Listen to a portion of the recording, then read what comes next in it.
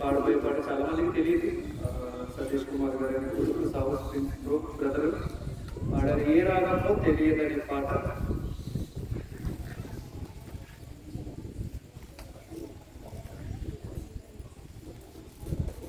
Lyrics వినండి, చాలా అర్థం ఉంది దీంట్లో. ఏ రాగమో తెలియదే, ఆశతో ఉన్నా తృష్ణ కలిగున్నా ఆరాధించాలని, ఆత్మతో సత్యముతో నా పూర్ణ హృదయముతో నిన్ను కనపరచాలని. ఏ రాగమో తెలియదు, ఏ తాళమో తెలియదు, ఏమని పాడను నిన్ను ఎంతని పొగడెదను. యేసయ్యా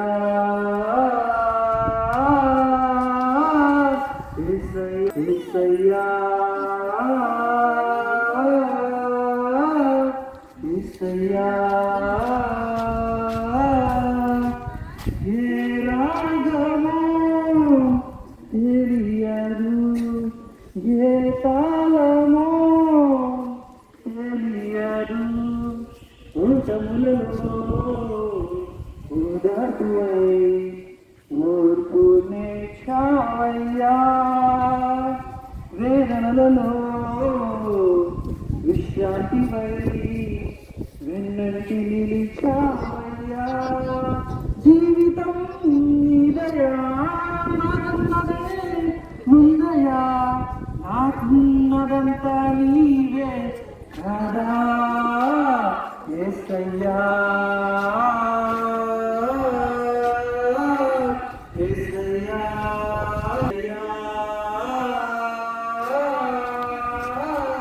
యేసయ్యా. నీ చేతితో చేశాములే, నీ రూపమిచ్చాములే, నా చింతకే చేరాములే, నా సొంతమయ్యాములే. మాటలే లేవయ్యా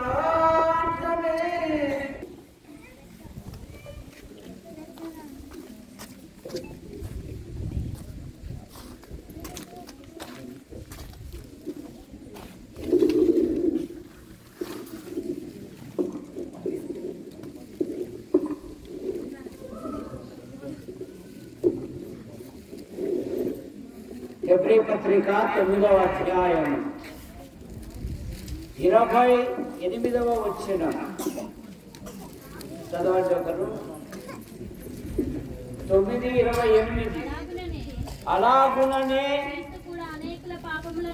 క్రీస్తు కూడా అనేకుల పాపములను భరించుటకు ఒక్కసారి అర్పింపబడి తన కొరకు కనిపెట్టుకుని వారి నిమిత్తము రక్షణ నిమిత్తము రెండవసారి ప్రత్యక్షమగును. మతస్థుడేమో 40 దినాలు ఉపవాస ప్రార్థనలు ఉపయోగిస్తున్నాడు. మతస్థుడి యొక్క జీవితములో ప్రభు వారు పండుగలకు మాత్రమే వాడుకుంటారు, కానీ వారు రక్షకునిగా అంగీకరించరు. క్రిస్మస్ కేమో లాలి లాలేయమ్మ లాలి లాలి అని పాడరే, బాలయేసునకు లాలి. ఇప్పుడేమో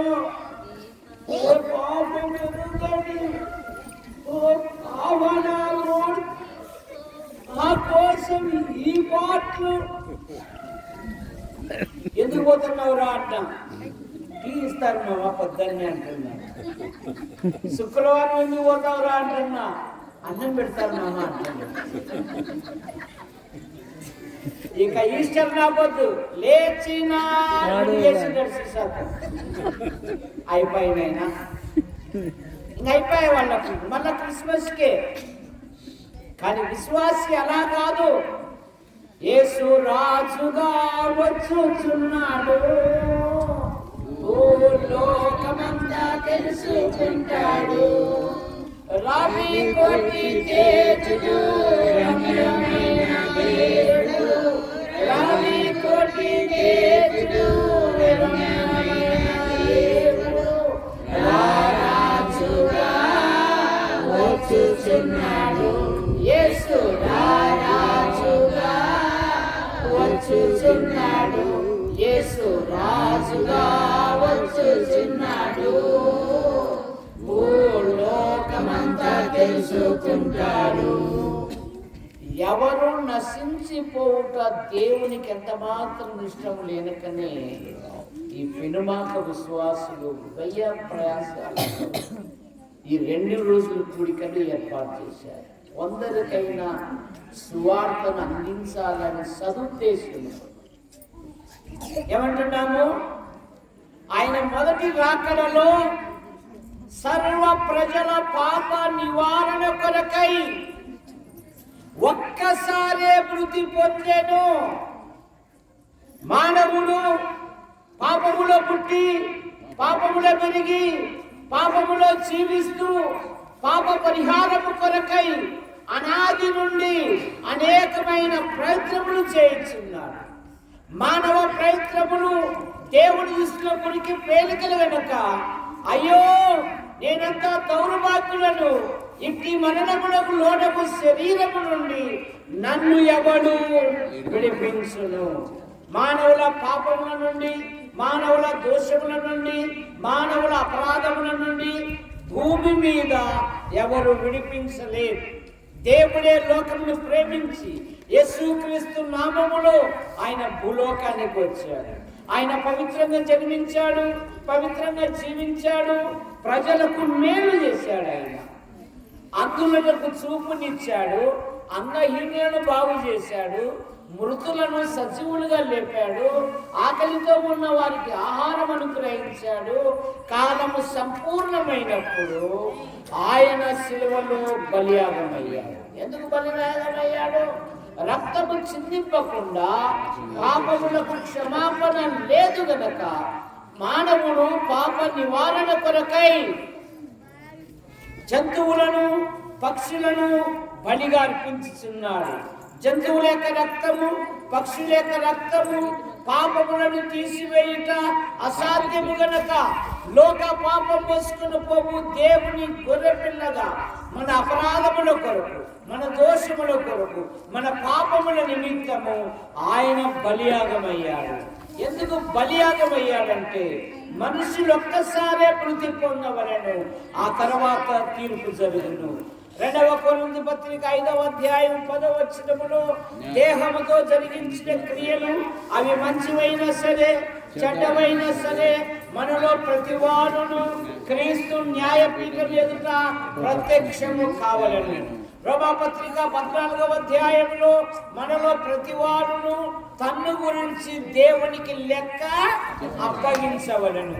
అపోస్తలుల కార్యాలు 17వ అధ్యాయము 31వ వచనం, ఎందుకనగా తాను నియమించిన మనుషుల ద్వారా భూలోకమునకు తీర్పు తీర్చబోయేది ఒక దినము దేవుడు నిర్ణయించి ఉన్నాడు. అందుకని మానవుడు తన అపరాధముల నుండి, తన దోషముల నుండి, తన పాపముల నుండి బయటపడుటకై అనేకమైన ప్రయత్నములు చేయించున్నాడు. మానవ ప్రయత్నములు దేవుని దృష్టిలో కొరికి పేలికలు గనక సర్వ ప్రజల పాప నివారణ కొరకై ఆయన శిలువలో బలియాగమయ్యాడు. యేసు రక్తము ప్రతి పాపము నుండి మనలను పవిత్రులుగా చేయింది. రోమాపత్రిక 3వ అధ్యాయము 24వ వచనములో నమ్మువారు చదవాలి. ఇప్పుడు చాలా ఉంది నీకు. కాబట్టి నమ్మువారు ఆయన కృప చేతనే ఉచితముగా ఖచ్చితముగా నీతిమంతులుగా తీర్చబడుతున్నారు. ధాన్యం తీసుకెళ్ళి మిషన్లు వేస్తే ఏమవుతాయమ్మా? ఏమవుతాయి? మనమరాలు అవుతాయా? మనమరాలు కాదమ్మా, బియ్యం అవుతాయి. దాని పేరు మారా, దాని రంగు కూడా మారా. యేసు ప్రభు నమ్మట వలన పాపి పరిశుద్ధుడైతాడు, దుర్మార్గుడు సన్మార్గుడైతాడు, అనీతిమంతుడు నీతిమంతుడైతాడు, వ్యభిచారి సంసారిగా మార్చబడుతుంది. కనుక ఆయన పాపము లేకుండా రెండవసారి ప్రత్యక్షమగును. ఒక్కసారి ఆయన అర్పించబడ్డాడు. కొలస్సీ పత్రిక 1వ అధ్యాయము 14వ వచనములో ఆ కుమారుని ద్వారా మన పాపములకు క్షమాపణ మనకు కలిగి ఉన్నది. ఇప్పుడు ఆయన రెండవసారి ఈ లోకానికి రాబోతున్నాడు. ఆయన రాబోతున్నప్పుడు విశ్వాసుల యొక్క జీవితంలో మనం ఎలా ఉండాలో కొన్ని మాటలు, ఎందుకంటే డేవిడ్ అన్న పక్క నుంచి కూర్చున్నాడు.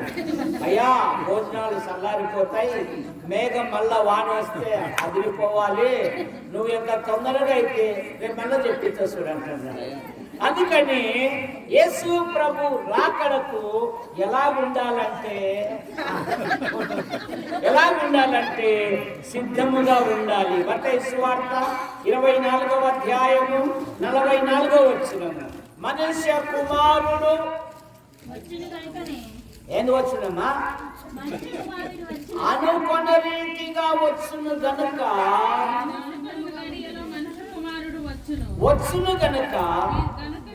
మీరు సిద్ధపడి ఉండుడి. ఆయన రాకడకు విశ్వాసి ఎలా ఉండాలంట? సిద్ధముతో ఉండాలి, సిద్ధపడి ఉండాలి. అందుకే పౌలు గారు అన్నారు, నా వలనైనంత మట్టుకు రోమాలోని మీకు సువార్తను ప్రకటించుటకు నేను సిద్ధముగా ఉన్నాను అన్నారు. దావీదు అనుచరులు అన్నారు, నువ్వు ఏ మాట సెలవించదవో ఆ మాట చేయుటకు మేము సిద్ధముగా ఉన్నాము అన్నారు. 1 పేతురు పత్రిక 3వ అధ్యాయము 15వ వచనములో మీలో ఉన్న నిరీక్షణను గూర్చి హేతు అడుగు ప్రతి వానికిని ఎల్లప్పుడూ సమాధానముతో చెప్పుటకు సిద్ధముగా ఉండుడి. కనుక ఆయన రాకడకు మొదటి మాట మనం ఎలా ఉండాలంట? సిద్ధముగా ఉండాలి. రెండవ మాట, ఆయన రాకడకు మనం నమ్మకముగా ఉండాలి. లూకాసు వార్త 19వ అధ్యాయము, సుభాష్ చదువు, బైబిల్ చదువుతున్నవా లేదా? సామాన్ మీద ఉన్న మనసు 41వ వచనం, లూకాసు వార్త 19:41.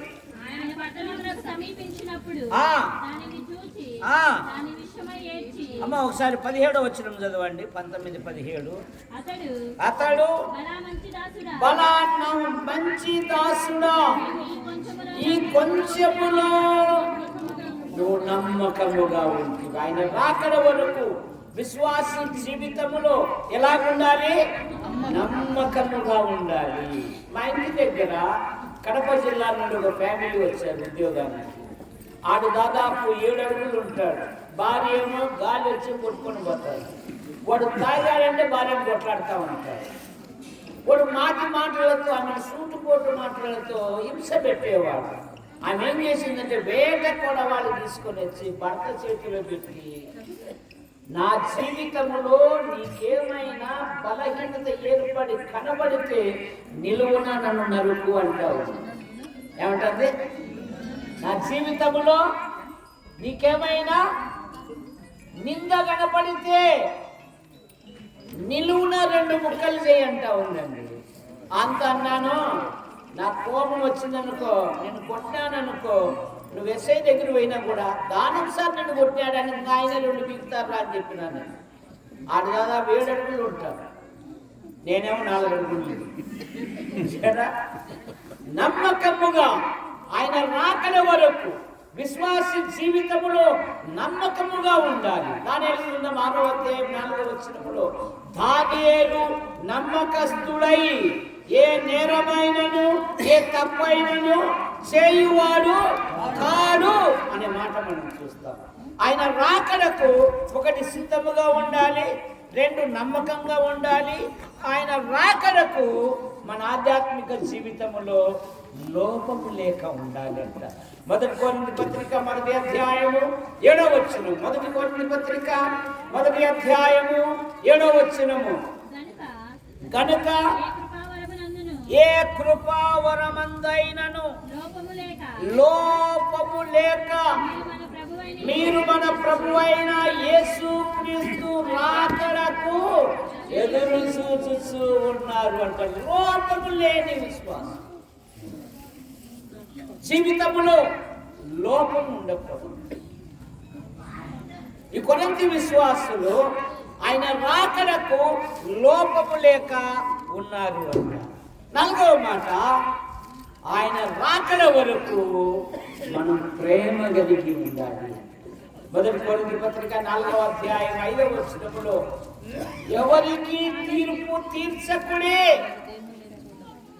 మీరు సహించుడి, ప్రతి వానికి నీ మెప్పు దేవుని వలన కలుగును అనే మాట మనం చూస్తాం. మొదటి తెస్సలోనికీయుల 5వ అధ్యాయం 23వ వచనంలో నిరుత్సాహముగా ఉండకూడదు. ఎలా ఉండకూడదంట? ఏం రాకడో ఏమో సరే నాకే అనుమానము. నువ్వు విశ్వాసమే పిశాచిగా. నిరుత్సాహముతో ఉండకూడదు. క్రైస్తవుడు నిరీక్షణ కలిగిన వాడు. ఇక్కడ కళ్ళు మూస్తే ఎక్కడ కళ్ళు తెలుస్తాడు? పాతాళంలోనా? పాతాళంలో కాదమ్మా, పరలోకములో. ధనవంతుడు కళ్ళు తెరిచాడు పాతాళంలో. అప్పుడు కన్నులు ఎత్తి కాబట్టి ఆయన రాకడ వరకు మనం ఎలా ఉండాలంటే నిరుత్సాహముతో ఉండకూడదు. ఆఖరి మాట, ఆయన రాకడ వరకు ఎలా ఉండాలంటే సంపూర్ణమైన విధేయతో ఉండాలి. మొదటి తిమోతి పత్రిక 6వ అధ్యాయము 14వ వచనం. మొదటి తిమోతి పత్రిక 6వ అధ్యాయము 14వ వచనము. ప్రభు అయిన యేసుక్రీస్తు ప్రత్యక్షమగు వరకు నువ్వు నిష్కలంకముగాను అనింద్యముగాను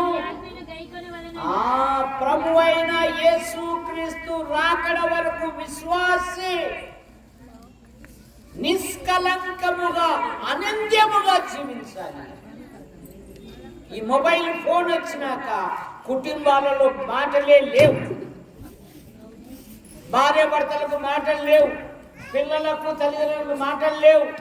ఒకప్పుడు నలుగురితో కలిసి సహోదరు మాట్లాడుతుంటే ఆయన వస్తున్నాడంటే ఆమె పరిగెత్తుకుంటూ లోపలికి చక్కగా నీళ్ళు ఇచ్చేది.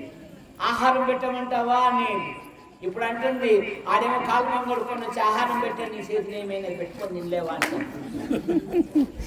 ఏమంట నీ చేతులు ఏమైనాయి?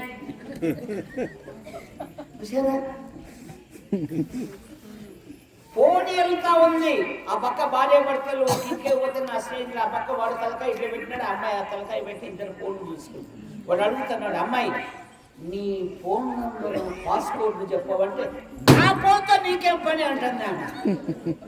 వెళ్ళినప్పుడేమో దేవుడి గారి ఆధ్వర్యంలో శ్రమలో బాధలో ఇరుకులో హింసలో పంచుకుంటావా తెలుసుకుంటావంటే పంచుకుంటానింది. ఇప్పుడు పాస్వర్డ్ చెప్పే కూడా చాలా నష్టపోతుంది. బైబిల్లో భక్తులు ఏమన్నారంటే యెహోషువ ఏమన్నాడు? నేనును చెప్పు, రాజంపేట నుండి వచ్చినావు కదా, నేనును నా ఇంటి వారును యెహోవాను. దావీదు ఏం కోరుకున్నాడు? దావీదు కత్తి పట్టాడంటే సింహము గుండె ధైర్యము కలిగిన వాడు కూడా దిగులందుతాడు. కానీ దావీదు ఏమడుగుతున్నాడంటే 2 సమూయేలు గ్రంథం 7:29లో దయచేసి నీ దాసుడైన నా కుటుంబము నిత్యము నీ సన్నిధిలో ఉంటున్నట్టు ఆశీర్వదించుము. నీ ఆశీర్వాదము నుండి ఎన్నటెన్నటికి నా కుటుంబము ఆశీర్వదించబడునుగా. ఏం కోరుకున్నాడు ఆయన? దేవుడు హృదయానుసారుడు, దేవుని ఇష్టానుసారుడు. కత్తి పట్టాడంటే సింహపు గుండె ధైర్యము కలిగిన వాడు కూడా దిగులొందుతాడంట. కానీ కుటుంబం పట్ల ఎంత ప్రేమ కలిగిన వాడు. దావీదు కృతజ్ఞత కలిగిన వాడు. దావీదు, నువ్వు చెప్పమ్మాయి, బర్రెల కాపరా దున్నపోతుల కాపరా? గొర్రెల కాపర. గొర్రెల కాపరిని తీసుకొచ్చి దేవుడు ఎక్కడ కూర్చోబెట్టాడు? సింహాసనం మీద కూర్చోబెట్టి అతుక్కుపోలే. దేవుడు సన్నిధికి వచ్చేమంటున్నాడు 7:18, నా ప్రభువా ఇంతగా ఎంతటి వాడను, నా కుటుంబము ఇప్పుడు అట్లా కాదు. ఎవరు వాడు ఏమన్నాడంటే, వాడెంత బతికెత్తా ఏ కనపడలేదా? అహమక్కువైపోతాను. అలా నా కుటుంబాలు విచ్ఛిన్నమైపోతాయి. తల్లిదండ్రులుగా మన పిల్లల కొరకు మనం తెలిసి, యోబు అత్యంత ధనవంతుడు, కానీ తన పిల్లల మీద మనసు పెట్టి, తన పిల్లలు పాపం చేసి దేవుని కోపానికి, దేవుని శాపానికి, దేవుని ఉగ్రతకు ఎక్కడ గురి అవుతారో అని ధనవంతుడైన యోబు, దేవుని భయభక్తులు కలిగిన యోబు, చెడుతను విసర్జించిన యోబు, న్యాయవంతుడైన యోబు, తూర్పు దిక్కు చెందిన అత్యంత ధనవంతుడు, అరుణోదయమే లేస్తూ ఉన్నాడు. ఇప్పుడు పాలోడు వచ్చి లేపేంత వరకు కూడా మనమా ఇంటి ముందర పాలు తెచ్చుకుంటే కూడా వంతులు వేసుకుంటా ఉన్నాం. సరే, నాకు ఒక కొడుకు ఒక కూతురు, చిన్నప్పుడు ఉన్నారు, ఇప్పుడు కూడా పెద్దలైనా పాలు తేరాట, మే నేను నిన్న పోయినా మే నువ్వే అంటాడు. చూసారా, ఇంటి ముందర పాలు తెచ్చుకుంటే కూడా వంతులు వేసుకుంటున్నామంటే ఎలాగ నియమించబడినాయి మన కుటుంబాలు. ఈ మొబైల్ ఫోన్ వచ్చినాక వరుస వావి అనే పదము లేదు. కోరిక చేస్తే చాలు, అది ముసలిదానికైనా సరే చిన్నదానితోనైనా సరే జాగ్రత్త. దుష్ట సహవాసము మంచి నడవడిని చెరుపును. నువ్వే నేర్పుతున్నావు. వాడు మాట్లాడుకోడు 30,000 పెట్టుకున్నాడు. నువ్వు 1,00,000 పెట్టుకోరా, మనం ఏం చెప్పలా. ఇప్పుడైనా వాళ్ళని సార్ దేవుని మందిరానికి దేవుడు ఆశీర్వదిస్తాడు, దేవునికి లోబడాలి. నువ్వు ఎప్పుడైనా చెప్పావా? నువ్వు తిరగలేదా? ఇల్లే మళ్ళా ఒకవేళ తల్లి చెప్పకపోతే భార్య అడ్డం వచ్చాడు, భార్య చెప్పకపోతే భర్త నువ్వు చేయలేదా? భ్రష్టులైపోతారు, గుర్తు పెట్టుకోండి. మొబైల్ ఫోన్ కాదు, దేవుని వాక్యం. ఆఖరి మాట తీతు పత్రిక, 1 యోహాను పత్రిక 2:28. 2:28 చదవాలి. 1 యోహాను పత్రిక. మరియు అతనికి కాబట్టి చిన్నపిల్లలారా ఆయన ప్రత్యక్షమైన ఎడల సిగ్గుపడక ధైర్యము కలిగి ఉండునట్లు మీరాయన యందు నిలిచి ఉండుడి. నీ పిల్లలను ఉన్నతమైన వ్యక్తులుగా చేయడానికి వసతులు అక్కర్లేదు. నీకున్న వసతుల్లోనే నీ పిల్లలను ఉన్నతమైన వ్యక్తులుగా చేయగలరు. వారి క్షేమం కొరకు ప్రార్థించండి, దేవుని సన్నిధికి నడిపించండి. వారి జీవితాలలో దేవుడి గొప్ప కార్యాలు జరిగిస్తారు. తీతు పత్రిక 2వ అధ్యాయము 13వ వచనం. నమ్మకముగా ఉండాలి ఆయన రాకడ వరకు. తీతు పత్రిక 2:13. మహాదేవుడును మన రక్షకుడైన యేసుక్రీస్తు మహిమ యొక్క ప్రత్యక్షత కొరకు ఎదురు చూచుచు ఈ లోకంలో స్వస్థత బుద్ధితోను నీతితోను భక్తితోను మనకు బోధించున్నది. నీతిగా కనుక ఆయన రాకడ వరకు ఎలా ఉండాలంట? సిద్ధముగా ఉండాలి. ఆయన రాకడ వరకు నమ్మకముగా ఉండాలి. ఆయన రాకడ వరకు లోపం లేక ఉండాలి. ఆయన రాకడ వరకు ప్రేమ కలిగి ఉండాలి. ఆయన రాకడ వరకు నిరుత్సాహంతో ఉండకూడదు. ఆయన రాకడ వరకు సంపూర్ణమైన విధేయత కలిగి ఉండాలి. ఆయన రాకడ వరకు నమ్మకంగా ఉండాలి. ఆయన రాకడ వరకు ఆయనలో నిలిచి ఉంటే ఆయనతో కలిసి మనం కూడా మేఘమండలంతో ఆకాశ మండలంలో కొనిపో. మీ అందరికీ వందనాలు. ప్రసంగాలు మీ ఫోన్లలో యాడికి దేవదానం అని కొట్టే కనుక ఈ ప్రసంగాలు లైక్ చేయండి, షేర్ చేయండి, తర్వాత పరిచయం చేయండి. మీ అందరికీ వందనాలు.